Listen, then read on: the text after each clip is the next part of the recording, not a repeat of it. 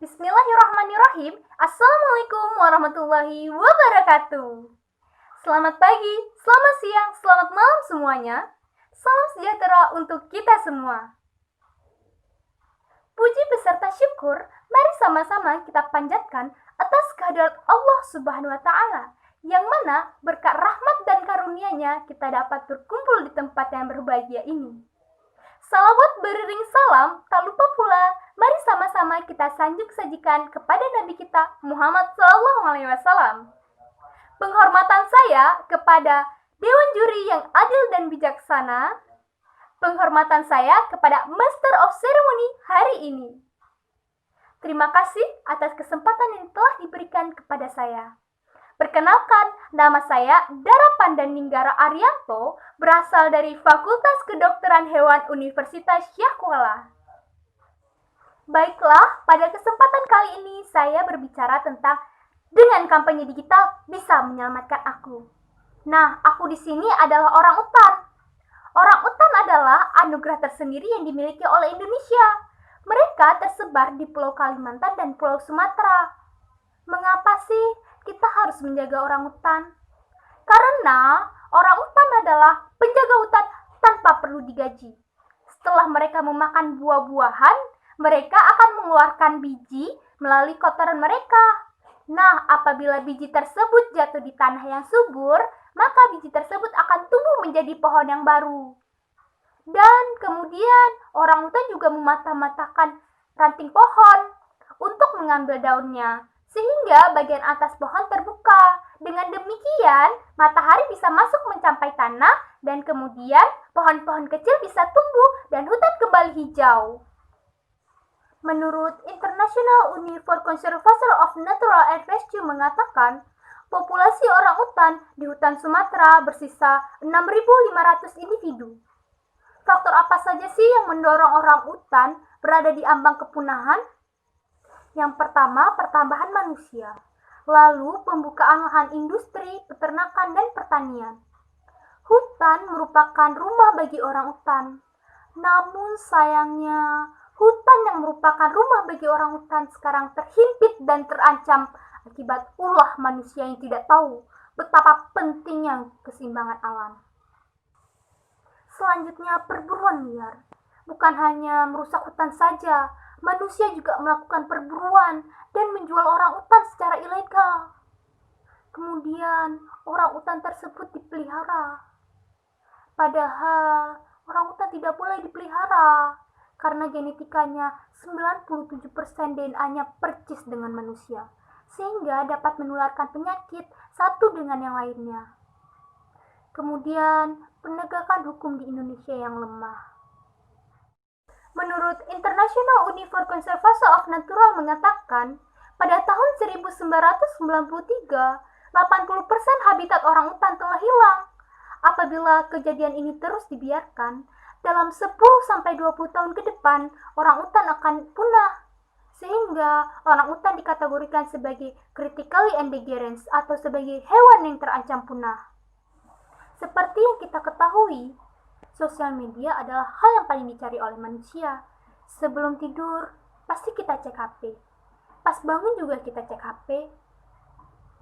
Sosial media digunakan oleh berbagai kalangan, dari yang tua sampai yang muda, dari kaum menengah ke bawah sampai menengah ke atas. Mereka semua menggunakan sosial media. Menurut penelitian Aware Sosial, sebanyak 55% dari 15 juta penduduk Indonesia menggunakan sosial media. Dan tiap tahunnya bertambah sebanyak 20%. Dengan demikian, sosial media adalah cara yang perlu kita gunakan dalam upaya menyelamatkan orang utan.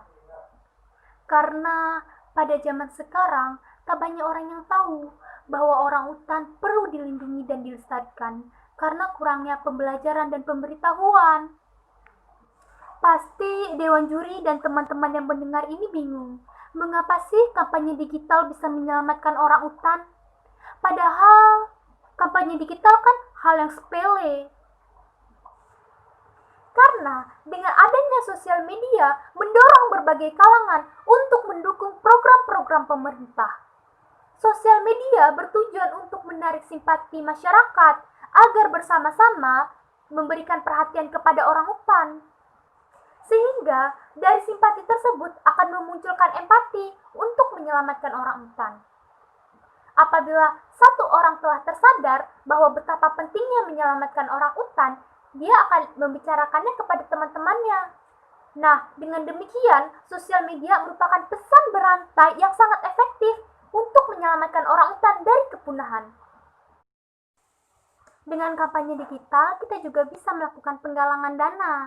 Uang dari kampanye digital tersebut bisa kita lakukan untuk memperbaiki dan menambah fasilitas penangkaran orang utan yang telah ada.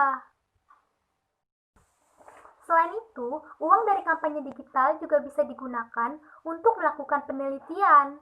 Banyak penelitian dan temuan baru tentang studi kedokteran hewan, genetika, ekologi primata, dan perilaku yang dihasilkan oleh para peneliti Indonesia dan mancanegara yang bermanfaat untuk konservasi orang utan.